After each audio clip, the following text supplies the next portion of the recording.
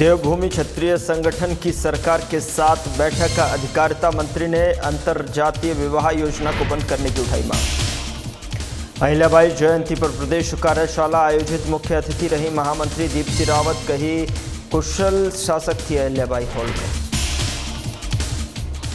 भारत तुर्की व्यापारिक संबंधों पर तनाव, CM media adviser Naresh Chauhan का बयान, कहा सेब किसानों का हो रहा नुकसान। इंदौरा पेप्सी उद्योग को लेकर विवाद, कांग्रेस के पूर्व अध्यक्ष मनमोहन कटोच ने किया उग्र आंदोलन का ऐलान। आयुर्वेदिक अस्पतालों का औचक निरीक्षण, शिमला जोन के आयुष विभाग के उप निदेशक डॉक्टर देशराज वर्मा ने किया निरीक्षण। नमस्कार, मैं हूं आपके साथ गौरव राजेंद्र। बुलेटिन की शुरुआत करते हैं। देवभूमि क्षत्रिय संगठन ने स्वर्ण आयोग के गठन और अंतर्जातीय विवाह प्रोत्साहन योजना में बदलाव की मांग को लेकर सामाजिक न्याय एवं अधिकारिता मंत्री धनीराम शांडिल से सचिवालय में मुलाकात की। संगठन ने अंतर्जातीय विवाह योजना को बंद करने और इसे गरीब परिवारों की बेटियों के विवाह में उपयोग करने की मांग उठाई और संगठन का कहना है कि यह योजना प्रोत्साहन नहीं बल्कि फिरौती जैसी लगती है। मंत्री शांडिल्य ने कहा कि संविधान सभी को समानता का अधिकार और अवसर देता है और मुख्यमंत्री से संगठन की मांग पर चर्चा की जाएगी। और संगठन के प्रतिनिधि रूमित सिंह ठाकुर ने कहा कि स्वर्ण आयोग का गठन जरूरी है ताकि इस वर्ग के अधिकारों की आवाज़ उठाई जा सके। उन्होंने कहा कि जब हर जाति और वर्ग के लिए आयोग गठित है तो स्वर्ण वर्ग के लिए आयोग बनना चाहिए। मुख्यमंत्री शीघ्र ही संगठन के प्रतिनिधियों से बैठक करेंगे।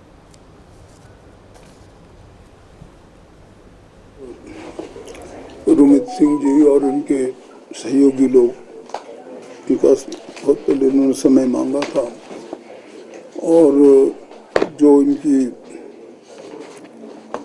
मुख्यतः डिमांड्स या सुझाव या अगली प्रणाली को इस प्रकार से आगे लिया जाए, कुछ बातें थी, उन सब चीज़ों पे विचार विमर्श किया गया।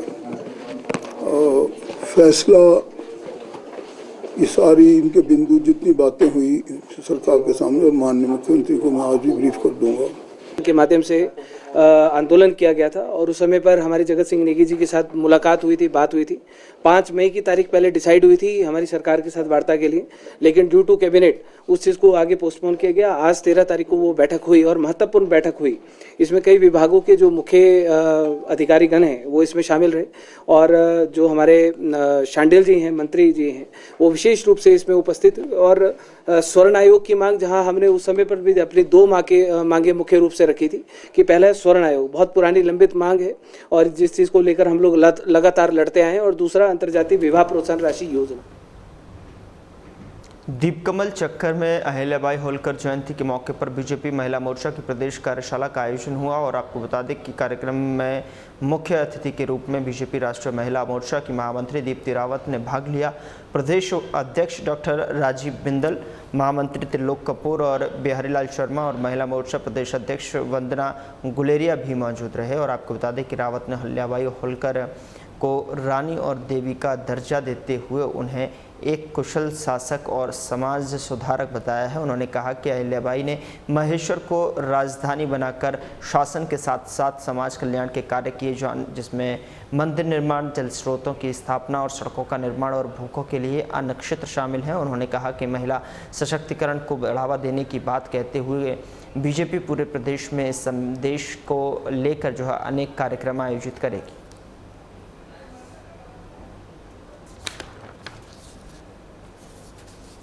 सिर्फ शासन करना ही एक उद्देश्य नहीं होता। बहुत सारे लोग रहे, बहुत सारे लोगों ने इस देश में क्या दुनिया भर में शासन किया, लेकिन जब हम रानी अहिल्याबाई जी को पढ़ते हैं, उनके बारे में जानते हैं, तो हमें ये देखने को मिलता है कि रामेश्वरम से लेकर द्वारका तक और काशी विश्वनाथ से लेकर बद्रीनाथ तक, आप कोई भी धाम पूरे देश भर में अगर आप देश के कोने कोने में देखेंगे तो संस्कृति को बढ़ाने का काम अगर कहीं हुआ है तो रानी अहिल्याबाई ने उसको किया है और देश के हर कोने में किया है। चाहे वो ज्योतिर्लिंगों की स्थापना हो या अन्य बहुत सारे काम हैं। और सिर्फ संस्कृति को बचाने का, उसको आगे बढ़ाने का काम तो किया ही, उसके साथ साथ जब वो मालवा प्रदेश को रूल कर रही थी, देख रही थी, और 3 दशक उन्होंने वहाँ पर राज्य को संभाला।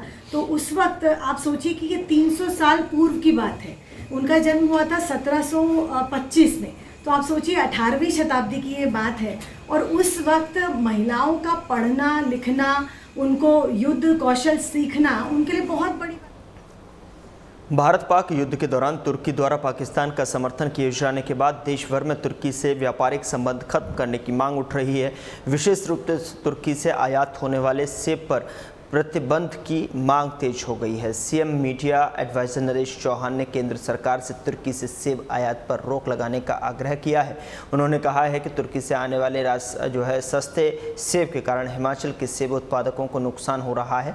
ऑपरेशन सिंदूर के दौरान देश एकजुट था, लेकिन युद्ध विराम पर अमेरिका के दबाव में लिए गए फैसले पर कई सवाल उठ रहे हैं। चौहान ने कहा कि जब तुर्की और चीन जैसे देश खुलेआम पाकिस्तान का समर्थन कर रहे हैं तो भारत को इन देशों से व्यापार नहीं करना चाहिए। उन्होंने हिमाचल के मुख्यमंत्री से भी तुर्की से आयातित सेब पर 100% शुल्क लगाने की मांग की है।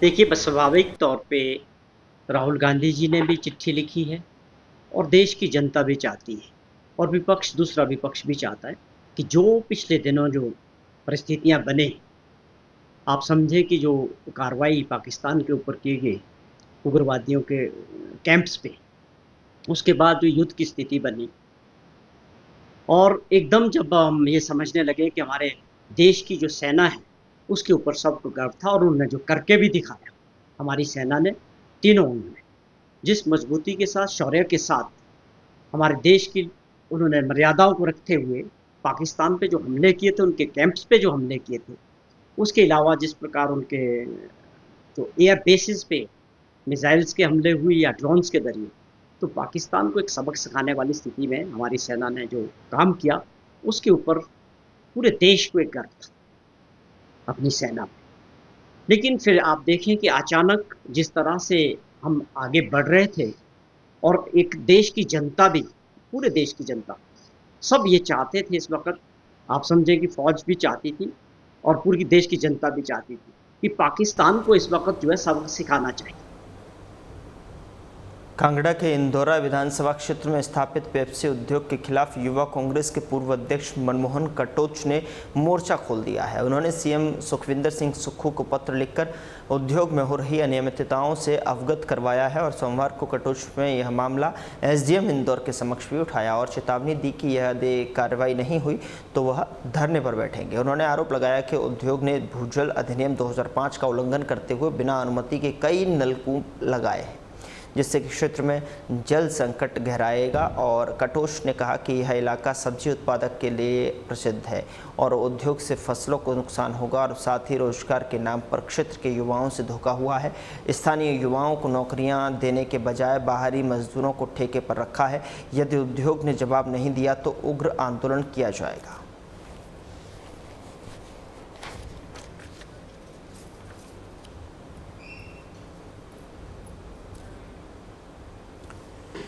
तो नौकरियां देने के बजाय बाहरी मजदूरों को ठेके पर रखा गया और यदि उद्योग ने जवाब नहीं दिया तो उग्र आंदोलन करने की यहां पर चेतावनी भी दी गई है। आपको बता दें कि नलकूप ऐसे जगह लगाए गए हैं जिसमें कि क्षेत्र में जल संकट गहराया जाएगा। और कटोच ने यह भी कहा कि यह इलाका जो है सब्जी उत्पादन के लिए प्रसिद्ध है, तो उद्योग से फसलों को नुकसान होगा और साथ ही रोजगार के नाम पर क्षेत्र के युवाओं से धोखा हुआ है। स्थानीय युवाओं को नौकरियां देने की बजाय बाहरी मजदूरों को भी यहां पर ठेके पर रखा गया है। तो ऐसे में उन्होंने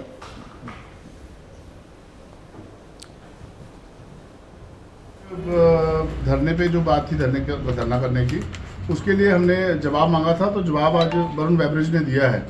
जो जवाब उन्होंने दिया है उसमें सीधे तौर पर उन्होंने खुद ही मान लिया है कि हमने जो गलतियां की हैं वो मैंने आपके माध्यम से भी मैं बताना चाहूँगा। इन्होंने कहा है कि हमने जो वाटर रिसोर्सेज की जो हमने परमिशन ली है और परमिशन के तहत ही हम वहाँ बोर कर रहे हैं। लेकिन मैं ये कहना चाहूँगा कि जो एक्ट है, ये एक्ट आपके सामने है, मैं आपको इसकी कॉपी भी उपलब्ध करा दूँगा। इसमें साफ लिखा है, जो अपना 7 नंबर पॉइंट है, 7 नंबर पॉइंट में साफ लिखा है कि 7 नंबर के F पॉइंट पे आप जाएंगे तो यहाँ लिखा है मिनिमम डिस्टेंस ऑफ 200 मीटर, अगर आपने खेती बाड़ी के लिए ट्यूबवेल लगाना है तो 200 मीटर का डिस्टेंस चाहिए, और अगर आपने किसी और पर्पज़ के लिए लगाना है तो यहाँ साफ लिखा है 300 मीटर का आपको डिस्टेंस चाहिए। इन्होंने एक दूसरी बात यहाँ लिखी है कि हमने 80% लोगों को, 80% लोगों को, हिमाचली लोगों को रोजगार देने का काम किया है। मैं बड़े स्पष्ट तौर पे कहना चाहूँगा, और ये इन्होंने एक पॉइंट आगे और लिखा है कि स्किल लोग हमने बाहर से रखे हैं। शिमला जोन के आयुष विभाग के उपनिदेशक डॉक्टर देशराज वर्मा ने जिला आयुर्वेदिक अस्पताल सोलन, कंडाघाट और वाकना घाट का औचक निरीक्षण किया और निरीक्षण के दौरान उन्होंने अस्पतालों में पाई गई खामियों को लेकर संबंधित अधिकारियों से चर्चा की है और आवश्यक सुधार के निर्देश दिए हैं। डॉक्टर वर्मा ने कहा कि आयुर्वेद को बढ़ावा देने के लिए डॉक्टरों की उपस्थिति ओपीडी में अनिवार्य है और जिससे मरीजों का विश्वास और रुझान आयुर्वेद की और बढ़े। उन्होंने अधिकारियों से मरीजों को सभी जरूरी सुविधाएं समय पर उपलब्ध करवाने को कहा है और साथ ही सोलन अस्पताल में मौजूद अन्य कर्मियों को भी शीघ्र दूर करने की निर्देश दिए हैं। उन्होंने कहा कि आयुर्वेदिक सुविधाओं को लेकर सेवाओं की गुणवत्ता और बढ़ाने के लिए समय समय पर ऐसे निरीक्षण जरूरी हैं। विभाग की प्राथमिकता है कि आम जनता को पारंपरिक चिकित्सा पद्धति का अधिक से अधिक लाभ मिले। Doctor Deshraj Verma, deputy director Shimla zone.